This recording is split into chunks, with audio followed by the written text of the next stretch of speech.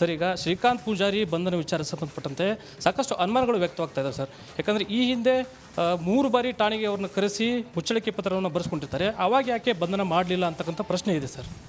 ನೋಡಿ, ಭಾಳ ಸ್ಪಷ್ಟವಾಗಿ ಹೇಳಿದ್ದೀನಿ.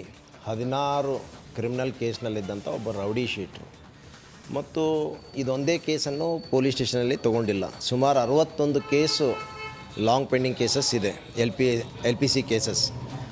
ಅದರಲ್ಲಿ ರ್ಯಾಂಡಮ್ ಆಗಿ ಒಟ್ಟು 5 ಕೇಸ್ಗಳು ಯಾವ್ದಾವುದು ಬೇಗ ವಿಲೇವಾರಿ ಆಗ್ತದೋ ಅಂಥ 5 ಕೇಸ್ಗಳನ್ನು ತೆಗೆದುಕೊಂಡಿದ್ದಾರೆ. ಅದರಲ್ಲಿ ಕೂಡ ಹೈಕೋರ್ಟ್ ಆದೇಶ ಕೂಡ ಆದಷ್ಟು ಬೇಗ ಈ ಲಾಂಗ್ ಪೆಂಡಿಂಗ್ ಕೇಸಸ್ನೆಲ್ಲ ವಿಲೇವಾರಿ ಮಾಡಬೇಕು, ಡಿಸ್ಪೋಸ್ ಮಾಡಬೇಕನ್ನುವಂಥದ್ದು ಕೂಡ ಆ ಡೈರೆಕ್ಷನ್ ಇರೋದರಿಂದ ಇಲ್ಲಿ ಲೋಕಲ್ ಜಡ್ಜಸ್ ಕೂಡ ಪೊಲೀಸ್ ಡಿಪಾರ್ಟ್ಮೆಂಟ್ ಮೇಲೆ ಒತ್ತಡ ಇದೆ.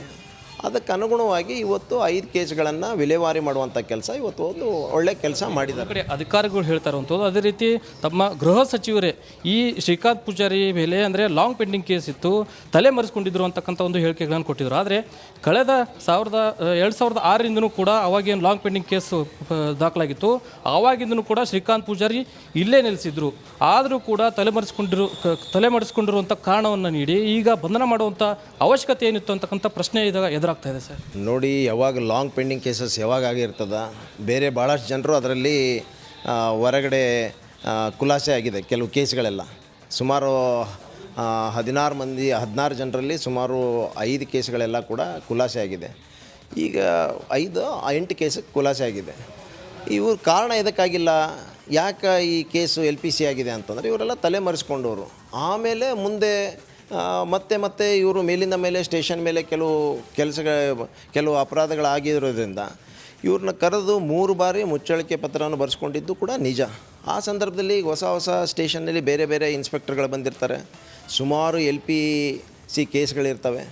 ಇದನ್ನೆಲ್ಲ ಕೂಡ ಬಂದಂಥವ್ರು ಹಿಂದಿನ ಹಿನ್ನೆಲೆಯನ್ನು ಕೂಡ ತೆಗೆದು ನೋಡಬೇಕಾಗಿತ್ತು, ನೋಡಿರೋದಿಲ್ಲ. ಈಗ ಪೂಜಾರಿ ಬಂಧನ ವಿಚಾರದಲ್ಲಿ ಠಾಣೆ ಇನ್ಸ್ಪೆಕ್ಟರ್ನ ಅಮಾನತು ಮಾಡಬೇಕು ಅಂತಕ್ಕಂಥ ಆಗ್ರಹ ಕೂಗು ಕೇಳಿ ಬರ್ತಾ ಇದೆ. ಅದು ಪ್ರಶ್ನೆನೇ ಬರೋದಿಲ್ಲ.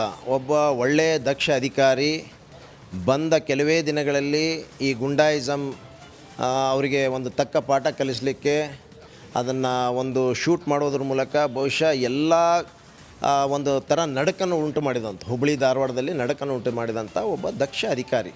ಇವತ್ತು ಅಂಥ ಅಧಿಕಾರಿಯನ್ನು ಇವ್ರು ಹೇಳಿಬಿಟ್ಟು ಇವ್ರನ್ನ ಕೇಳ್ಕೊಂಡು ನಾವೇನು ಆಡಳಿತ ನಡೆಸಲಿಕ್ಕೆ ಆಗೋದಿಲ್ಲ.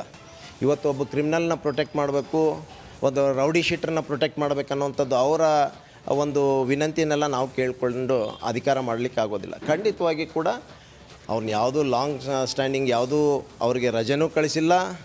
ಯಾವ ಕಾರಣಕ್ಕೆ ಅವರು ವೈಯಕ್ತಿಕ ಕಾರಣಗಳಿಂದ 2-3 ದಿನ ಹೋಗಿರ್ಬೋದು. ಮತ್ತು ಯಾವ ಕಾರಣಕ್ಕೂ ಕೂಡ ಅವ್ರನ್ನ ಸಸ್ಪೆನ್ಷನ್ ಮಾಡುವಂಥದ್ದು ಯಾವ ಪ್ರಶ್ನೆನೇ ಉದ್ಭವ ಆಗೋದಿಲ್ಲ. ಭಾಳ ಸ್ಪಷ್ಟವಾಗಿ ಹೇಳ್ತೀನಿ, ಎಷ್ಟು ದಿನ ಅವರು ಆಡಳಿತ ನಡೆಸಲಿಕ್ಕೆ ಬಯಸ್ತಾರೋ ಅಷ್ಟು ದಿನ ಇಲ್ಲೇ ಇಡ್ತೀನಿ ಅಂತ ಅಧಿಕಾರಿನ. ಸರ್, ಈಗ ಒಂದು ಕಡೆ ಶ್ರೀಕಾಂತ್ ಪೂಜಾರಿ ಕ್ರೈಮ್ ರೆಕಾರ್ಡಲ್ಲೇ ಮೆನ್ಷನ್ ಆಗಿದೆ ಸರ್. 3 ಬಾರಿ ಠಾಣೆಗೆ ಕರೆಸಿ ಅವ್ರನ್ನ ಮುಚ್ಚಳಿಕೆ ಪತ್ರವನ್ನು ಬರೆಸ್ಕೊಟ್ಟಿರೋ ಕುರಿತು ಪೊಲೀಸರೇ ಬಿಡುಗಡೆ ಮಾಡಿರುವಂಥ ಒಂದು ಕ್ರೈಮ್ ರೆಕಾರ್ಡಲ್ಲೇ ಮೆನ್ಷನ್ ಆಗಿದೆ. ಆದರೆ ಯಾಕೆ ಸರ್ ಅವ್ರನ್ನ ಠಾಣೆಗೆ ಕರೆಸಿ ಮುಚ್ಚಳಿಕೆ ಪತ್ರವನ್ನು ಬರೆಸಿದ್ರು ಸಹಿತ ಆ ಸಂದರ್ಭದಲ್ಲಿ ಬಂಧನ ಮಾಡೋದನ್ನು ಬಿಟ್ಟು ಈಗ ಪ್ರಸ್ತುತ ಈ ಸಂದರ್ಭದಲ್ಲಿ ಯಾಕೆ ಅವ್ರನ್ನ ಬಂಧನ ಮಾಡುವಂಥ ಕಾರ್ಯಕ್ಕೆ ಪೊಲೀಸರು ಮುಂದಾದರು? BJP ಅವ್ರಿಗೆ ಇಷ್ಟೇ ಕಾಳಜಿ ಇದ್ದರೆ, ಕರಸೇವಕರ ಬಗ್ಗೆ ಇಷ್ಟೇ ಕಾಳಜಿ ಇತ್ತಂದರೆ ಅವ್ರ ಸರ್ಕಾರ ಇತ್ತಲ್ಲ, ಕೇಸ್ನೆಲ್ಲ ಹಿಂಪಡಿಬೇಕಾಗಿತ್ತಲ್ಲ, ಮಾಡ್ಬೋದಾಗಿತ್ತಲ್ಲ. ಸುಮ್ಮನೆ ಇಲ್ಲದ್ದೆಲ್ಲ ಆರೋಪಗಳನ್ನ ಮಾಡಿದರೆ ಅದನ್ನು ಒಪ್ಪೋದಿಲ್ಲ ಯಾರು. ಈಗ ನಾನು ಸ್ಪಷ್ಟವಾಗಿ ಹೇಳ್ತಾ ಇದ್ದೀನಿ, ಕೋರ್ಟ್ ಡೈರೆಕ್ಷನ್ ಇದೆ, ಎಲ್ಲ ಡಿಸ್ಪೋಸ್ ಮಾಡಬೇಕೆಲ್ಲ LPC ಕೇಸ್ಗಳನ್ನ ಅಂತೇಳಿ ಸ್ಪಷ್ಟವಾಗಿ ಡೈರೆಕ್ಷನ್ ಇದೆ. ಅದರ ಅಡಿಯಲ್ಲಿ ಕೇಸ್ಗಳನ್ನ ಭಾಳ ಸೀರಿಯಸ್ ಆಗಿ ತೆಗೆದುಕೊಂಡು ರ್ಯಾಂಡಮ್ ಆಗಿ ಯಾವ್ಯಾವ ಬೇಗ ವಿಲೇವಾರಿ ಮಾಡಲಿಕ್ಕೆ ಸಾಧ್ಯ ಆಗ್ತದೋ ಅಂಥ ಕೇಸ್ಗಳನ್ನೆಲ್ಲ ಮಾಡಿದ್ದಾರೆ. ಮತ್ತು ಅದಕ್ಕೆ ಬಣ್ಣ ಹಚ್ಚುವಂಥದ್ದು ಸರಿಯಲ್ಲ. ಅದು ಇದಿಷ್ಟು ಶಾಸಕ ಪ್ರಸಾದ್ ಅಬ್ಬಯ್ಯ ಅವರ ಮಾತು. ಒಂದು ಕಡೆ LPC ಅಂದರೆ ಲಾಂಗ್ ಪೆಂಡಿಂಗ್ ಕೇಸ್ ಇರುವಂಥ ಕಾರಣ ಹಿನ್ನೆಲೆಯಲ್ಲಿ ಶ್ರೀಕಾಂತ್ ಪೂಜಾರಿಯನ್ನು ಬಂಧನ ಮಾಡಲಾಗಿದೆ.